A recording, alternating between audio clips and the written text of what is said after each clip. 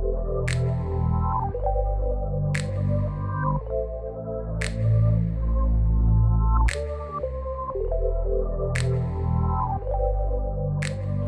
everybody, how are you going today? It is so good to see you. I do hope that you are super well. Yes indeed, we are here to talk about Firmware 3.0 for the Z9.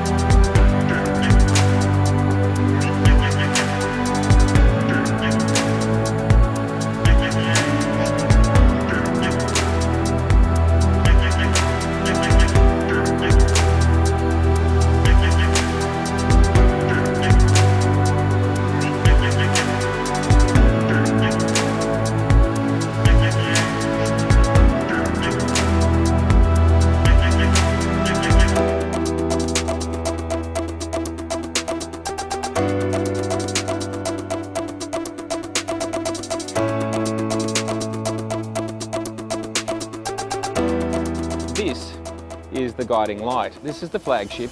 It leads the way.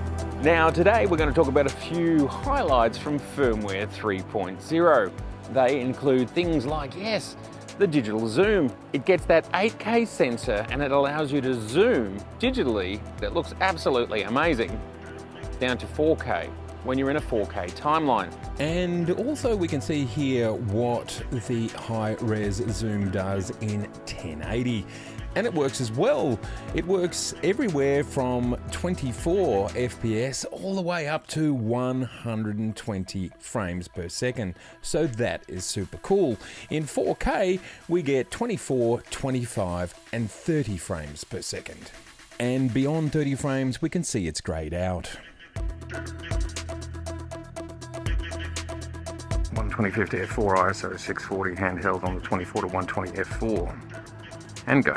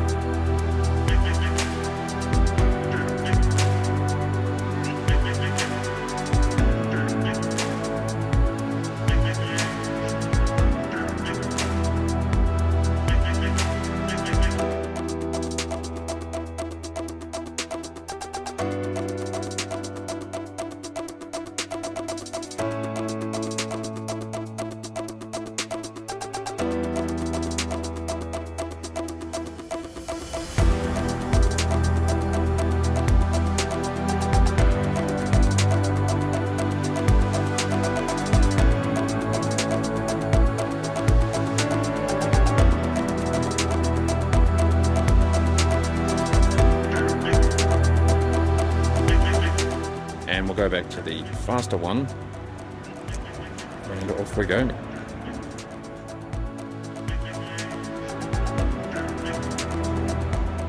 And you can stop wherever you want. The high-res zoom buttons, both in and out, are mappable to your function buttons. In my case, I was using function buttons 1 and 2, and this worked really well. One that I'm super excited about is the ability for Z9 cameras to sync time code wirelessly using Bluetooth. Having your time code the same, and then when you go into multicam in something like Final Cut Pro, it just makes the whole process so much easier.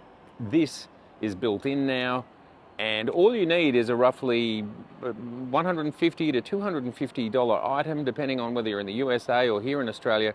It's a Bluetooth wireless controller that sends the signal out to all sorts of different devices. It can actually go out to digital slates, it can go out to audio devices, but it can also go out to our Z9. There is also some refinements to autofocus. We're talking about it working in even lower light. We've got another 0.5 into the minus that we can see. It's also better at focusing in low contrast situations. There's just general focus improvements. as well as the system has been refined to not jump to the background if it's uncertain of what's going on, but it leans more towards being and looking for foreground objects. Also, it's more discerning. If something passes through frame, it tries to ignore that and just stick with what it's been sticking with. So there's a whole lot of extra logic.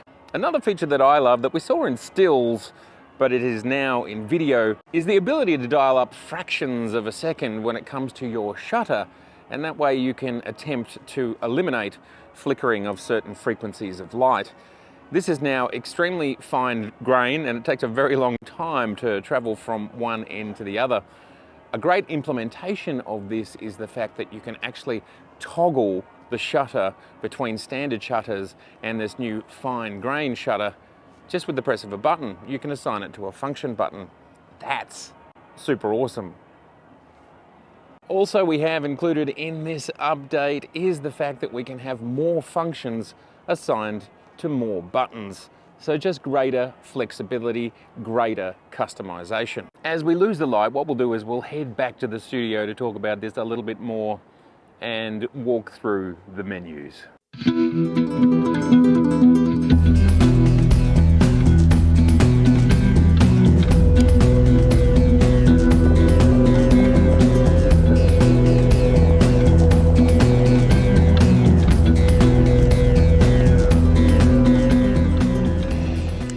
Another feature that birders, wildlife, action photographers, photojournalists and more will love is the new 60 frames per second in DX/APS-C mode, giving you just shy of a 20 megapixel JPEG file. And we can see here the buffer running down at 60 frames per second. I was able to go for 8 seconds, but this will be dependent on what card you have, and I was using my absolutely fastest card.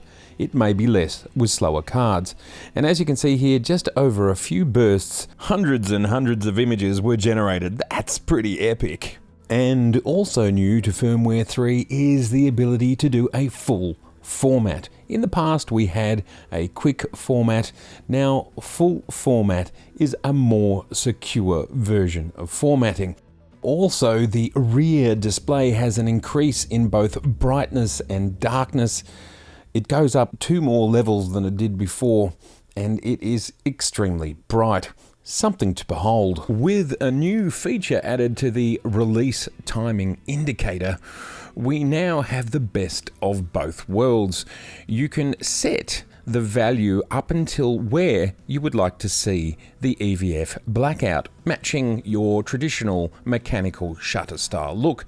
That already existed in Type A, but now in Type B and C, you can set the upper limit by going into the release timing indicator, and then you want Type Auto Restore Delay, and you can see here you can set where you want it to cap out at. Thus, in this case, once you get over 1/100th of a second, it goes back to Type B or to Type C. Now this is user definable between 1/6 and 1/200th of a second. And something that will bring much excitement to photographers that use 3D tracking is the ability to now customize the focus box color. You can now choose between red or white. And as we can see here, it's as simple as jumping in and choosing red or white. Firmware 3.0 just adds even more features to make the lives of photographers and videographers even easier than it was before. More refined, more efficient, more exact. You've got more fine-grained control of creating a system that works for you. There are even more advancements that includes enhancements to operability as well as enhancements to the display monitor, more filtering of playback options, more file info, and even things like adding the actual kelvins around your color temperature so you can see what the camera is seeing, and improve accessory connectivity, including FTPS image transfer and improved UI on NX Field. There are so many things here, both big and small, just making our lives better and easier. Thanks for joining me for the Firmware 3.0 launch announcement video. I'd love to hear in the comments below, what would you like to see in future firmware updates? And what do you think of 3.0? There's some pretty cool stuff in there. Zooming, 60 frames per second, more buttons, more useful stuff, syncing time codes. Just goes on and on. It's so good. Better AF, who doesn't want better AF? It is all good stuff. All right, it's been so good to see you. Please do let me know in the comments below what you think of Firmware 3.0. I look forward to seeing you very soon, and if this is your first time here, I would love to see you again, so please do subscribe, please share, and please like. All right, enjoy the Z9 and enjoy the background.